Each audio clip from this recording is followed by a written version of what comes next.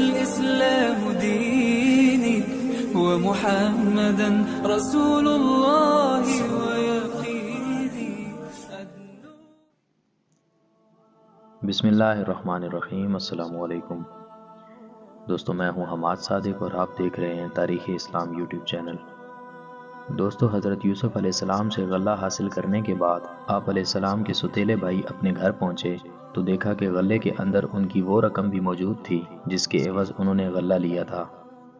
وہ اپنی رقم دیکھ کر بہت زیادہ متاثر ہوئے اور جب دوبارہ غلہ لینے کے لیے جانے لگے تو حسب وعدہ اپنے ستیلے بھائی بنیامین کو ساتھ لے جانے کے لیے اپنے والد محترم حضرت یعقوب علیہ السلام کی خدمت میں حاضر ہوئے اور عرض کیا: اے ابا جان، دیکھیں مصر کا بادشاہ کتنا رحم دل ہے. اس نے ہمیں غلہ بھی دیا اور ساتھ میں ہماری رقم بھی واپس کر دی.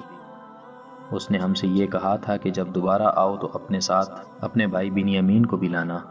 اگر تم اپنے اس بھائی کو ساتھ نہ لائے تو تمہیں غلہ نہیں ملے گا. اے ابا جان، آپ ہمارے ساتھ ہمارے بھائی بنیامین کو بھی بھیج دیں تاکہ ہم زیادہ غلہ لے کر آئیں اور ہم اس کی نگہبانی کے ذمہ دار ہیں. حضرت یعقوب علیہ السلام نے انہیں منع کر دیا اور کہا کہ میں ہرگز تمہارے ساتھ بنیامین کو نہیں بھیجوں گا. کیا میں بنیامین کے بارے میں بھی تم پر ویسا ہی اعتبار کروں جیسا اس کے بھائی یوسف کے بارے میں کیا تھا؟ آخرکار بیٹوں نے خوب منت سماجت کی اور پکے وعدے کیے تو حضرت یعقوب علیہ السلام بنیامین کو اپنے ستیلے بھائیوں کے ساتھ بھیجنے پر رضامند ہو گئے. اللہ تعالیٰ قرآن مجید میں ارشاد فرماتے ہیں: پھر جب وہ بھائی لوٹ کر اپنے والد کے پاس پہنچے تو کہنے لگے: اے ابا جان، آئندہ ہمیں غلہ دینے سے انکار کر دیا گیا ہے، لہٰذا آپ ہمارے ساتھ ہمارے بھائی بنیامین کو بھی بھیج دیں تاکہ ہم پھر غلہ لے کر آئیں اور ہم اس کی نگہبانی کے ذمہ دار ہیں. یعقوب علیہ السلام نے کہا: کیا میں بنیامین کے بارے میں بھی تم پر ویسا ہی اعتبار کر لوں جیسا اس سے پہلے اس کے بھائی یوسف کے بارے میں کیا تھا؟ اللہ ہی بہتر محافظ ہے اور وہ سب سے بڑا مہربان ہے. اور جب بھائیوں نے اپنا سامان کھولا تو اس میں اپنا وہ سرمایہ بھی موجود پایا جو انہیں واپس کر دیا گیا تھا. تو وہ یہ دیکھ کر کہنے لگے: اے ابا جان، ہمیں اور کیا چاہیے؟ دیکھیے ہمارا سرمایہ بھی واپس ہمیں لوٹا دیا گیا ہے. اب ہم جائیں گے اور اپنے اہل و عیال کے لیے مزید غلہ لے کر آئیں گے اور اپنے بھائی کی نگرانی بھی کریں گے اور ایک اونٹ کا غلہ زیادہ لائیں گے. یہ غلہ تو تھوڑا سا ہے. یعقوب علیہ السلام نے کہا: میں تو اسے اس وقت تک تمہارے ساتھ ہرگز نہیں بھیجوں گا جب تک کہ تم اللہ کو گواہ کر کے مجھ سے یہ پختہ عہد نہ کر لو کہ تم اسے میرے پاس ضرور واپس لے کر آؤ گے، سوائے اس کے کہ تم سب گرفتار کر لیے جاؤ. پھر جب انہوں نے اپنے والد سے پختہ عہد کر لیا تو یعقوب علیہ السلام نے کہا: دیکھو ہم جو کچھ کہتے ہیں اس پر اللہ نگہبان ہے.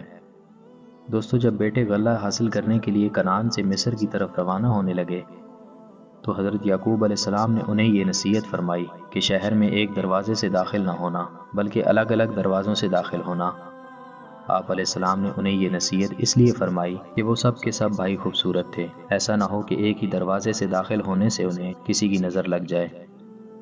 بیٹے اپنے باپ کی نصیحت کے مطابق مختلف دروازوں سے شہر میں داخل ہو کر حضرت یوسف علیہ السلام کی خدمت میں حاضر ہوئے. آپ علیہ السلام پہلے ہی سے ان کے منتظر تھے. جیسے ہی بھائی آپ علیہ السلام کی خدمت میں پہنچے تو انہوں نے ان کا استقبال کیا. اللہ تعالیٰ قرآن مجید میں ارشاد فرماتے ہیں: اور یعقوب نے کہا: اے میرے بیٹو، تم سب ایک دروازے سے داخل نہ ہونا بلکہ مختلف دروازوں سے داخل ہونا. میں اللہ کی طرف سے آنے والی کسی چیز کو تم سے ٹال نہیں سکتا. حکم تو صرف اللہ ہی کا چلتا ہے، میرا صرف اسی پر بھروسہ ہے اور ہر بھروسہ کرنے والے کو اللہ پر بھروسہ کرنا چاہیے. اور جب وہ باپ کے حکم کے مطابق شہر میں مختلف دروازوں سے داخل ہوئے تو ان کی یہ احتیاطی تدابیر اللہ کی مشیت کے مقابلے میں کچھ کام نہ آ سکی، مگر یعقوب علیہ السلام کے دل میں ایک خواہش تھی جو انہوں نے پوری کر لی. بلا شبہ یعقوب علیہ السلام صاحب علم تھے، اس علم کی وجہ سے جو اللہ نے انہیں دیا تھا، مگر اکثر لوگ اس بات کو نہیں جانتے.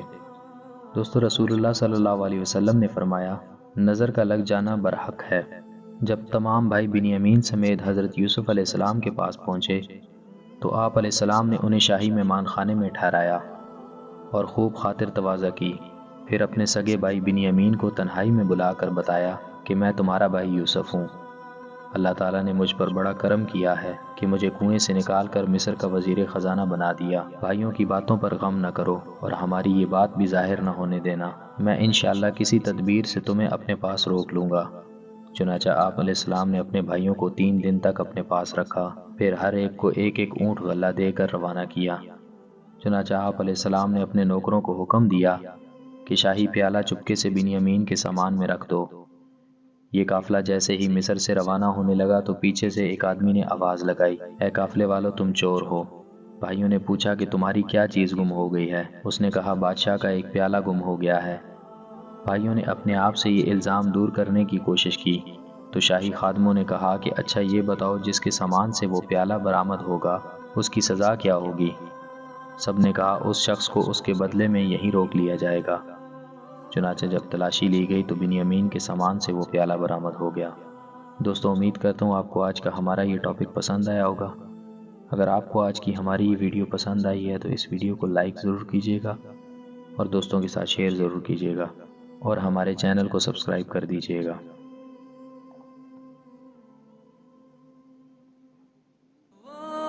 ربي والإسلام ديني ومحمدا رسول الله ويقيني